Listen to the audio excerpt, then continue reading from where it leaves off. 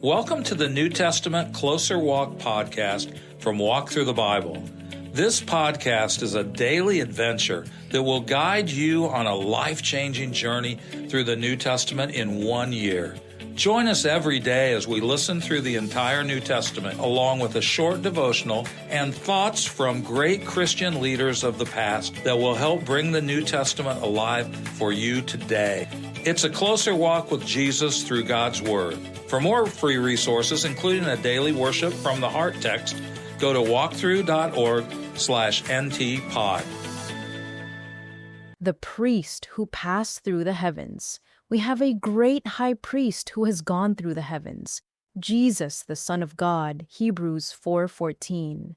The book of Leviticus clearly shows that the priesthood lived with many restrictions and enjoyed many privileges that were not true of the nation of Israel as a whole, but priests and people alike shared a common problem: sin. Now the writer to the Hebrews points to a better solution: a great high priest of heavenly origin. G. Campbell Morgan extols the virtues of this perfect go-between. Walk with G. Campbell Morgan, an English Bible teacher who traveled extensively in the late 1800s to early 1900s. To the Hebrew mind, the phrase high priest expressed the highest form of priestly service. It was the ultimate word. The phrase is still further strengthened by the word great. Jesus is not merely a priest. He is the high priest, and in that he is great. His priestly work and position are characterized by the utmost finality. He has gone through into the heavens. The statement is far stronger than it would be if it read, passed unto the heavens. It helps us to think of him as entering into the place of closest nearness to God in his priestly position. No lower heaven is the place of his work. He passed through all heavens to the very place and being of God himself.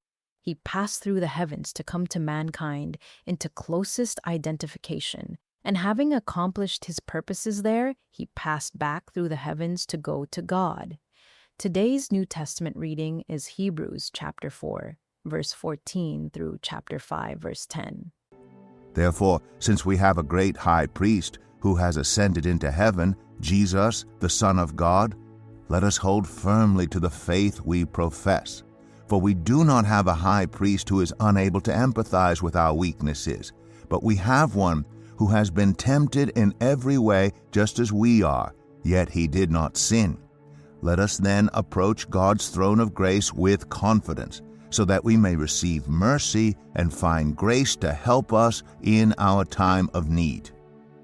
Hebrews 5. Every high priest is selected from among the people and is appointed to represent the people in matters related to God, to offer gifts and sacrifices for sins. He is able to deal gently with those who are ignorant and are going astray, since he himself is subject to weakness. This is why he has to offer sacrifices for his own sins as well as for the sins of the people. And no one takes this honor on himself, but he receives it when called by God, just as Aaron was. In the same way, Christ did not take on himself the glory of becoming a high priest, but God said to him, "You are my son. Today I have become your father." And he says in another place, "You are a priest forever, in the order of Melchizedek." During the days of Jesus' life on earth, he offered up prayers and petitions with fervent cries and tears to the one who could save him from death, and he was heard because of his reverent submission. Son though he was, he learned obedience from what he suffered, and once made perfect, he became the source of eternal salvation for all who obey him, and was designated by God to be high priest in the order of Melchizedek. Just think, your representative before the King of creation is none other than the King's own Son, the one with whom he is well pleased, the great high priest. For we do not have a high priest who is unable to sympathize with our weaknesses, but we have one who has been tempted in every way, just as we are yet without sin. Let us then approach the throne of grace with confidence, so that we may receive mercy and find grace to help us in our time of need. Hebrews 4:15-16. What are you waiting for? Come boldly to God today, for the way has already been spanned. Thank you for joining us today. Make sure you subscribe so you don't miss a single episode as we take a closer walk through the New Testament in 1 year. For more free resources, including a daily worship from the heart text, go to walkthru.org/ntpod.